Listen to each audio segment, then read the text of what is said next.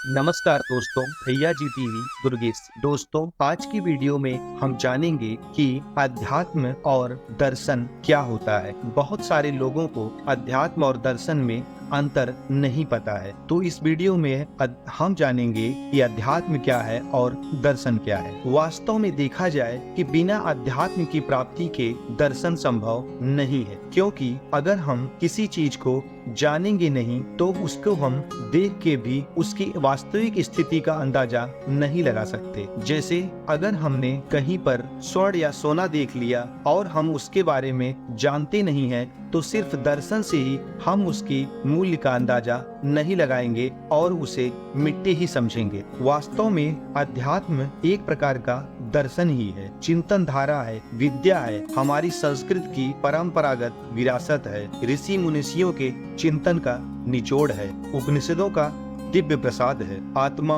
परमात्मा, जीव, माया, जन्म मृत्यु, पुनर्जन्म, सृजन प्रलय की अबूझ पहेलियों को सुलझाने का प्रयत्न है अध्यात्म। अध्यात्म सिर्फ आत्मा का ही अध्ययन नहीं है, अपितु समस्त ब्रह्मांड का अध्ययन है। जबकि दर्शन को भारतीय धर्म ग्रंथों में कुछ इस तरह परिभाषित किया गया है, दृश्य इति दर्शने, यानी जो देखा जाए वही दर्शन है। और अध्यात्म का अर्थ है ये अपने भीतर देखना। गीता के 8वें अध्याय में भी श्री कृष्ण जी कहते हैं कि अपने स्वरूप अर्थात जीवात्मा को जानना ही अध्यात्म है। परम स्वभावो अध्यात्म उच्यते, यानी स्वभाव को जानना ही अध्यात्म है। ईश्वरीय आनंद की अनुभूति करने का मार्ग ही अध्यात्म है। अध्यात्म व्यक्ति को स्वयं के अस्तित्व के साथ जोड़ने और उसकी सूक्ष्म विवेचन करने में समर्थ बनाता है। वास्तव में आध्यात्मिक होने का अर्थ है व्यक्ति अपने अनुभव के धरातल पर यह जानता है कि वह स्वयं अपने आनंद का स्रोत है। आध्यात्मिकता का संबंध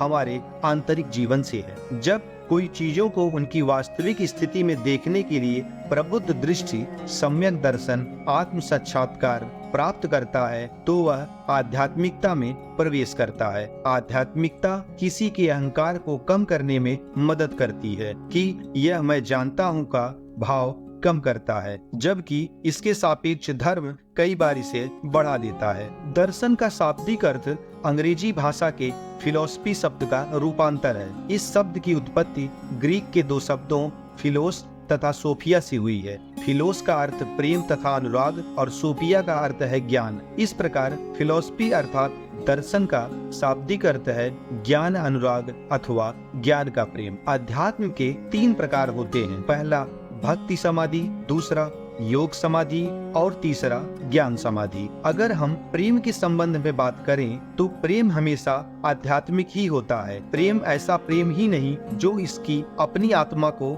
न हिला दे, जो आपको परमात्मा की झलक न दिखा पाए।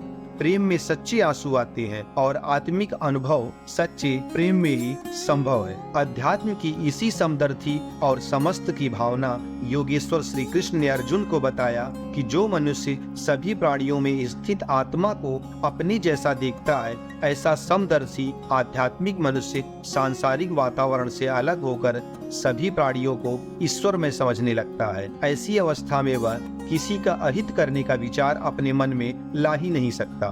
संपूर्ण विश्व के प्राणी उसके लिए बंधु बन जाते हैं। अध्यात्म मनुष्य को इसी समत्व की भावना की ओर ले जाता है। हमारी सारी दौड़, सारे प्रयास बाहर के भौतिक जीवन तक ही सीमित है, लेकिन अध्यात्म अपने भीतर जाने का मार्ग खोलता है। हमारे दार्शनिक ग्रंथों में, वेदों में कहा गया है, आत्मा और परमात्मा से संबंधित शाश्वत ज्ञान का अनुगमन करना ही अध्यात्म है। आध्यात्मिक होने का मतलब भौतिकता से परे जीवन का अनुभव करना है। कई बार हम धर्म और अध्यात्म को एक ही समझने लगते हैं, पर अध्यात्म धर्म से बिल्कुल अलग है। ईश्वरीय आनंद की अनुभूति करने का मार्ग ही अध्यात्म है, जबकि धर्म कई मायनों में अलग अलग परिभाषित किया गया है। जो कि धारण करने योग्य हो वही धर्म है। अध्यात्म व्यक्ति को स्वयं के अस्तित्व के साथ जोड़ने, उसका सूक्ष्म विवेचन करने में समर्थ बनाता है।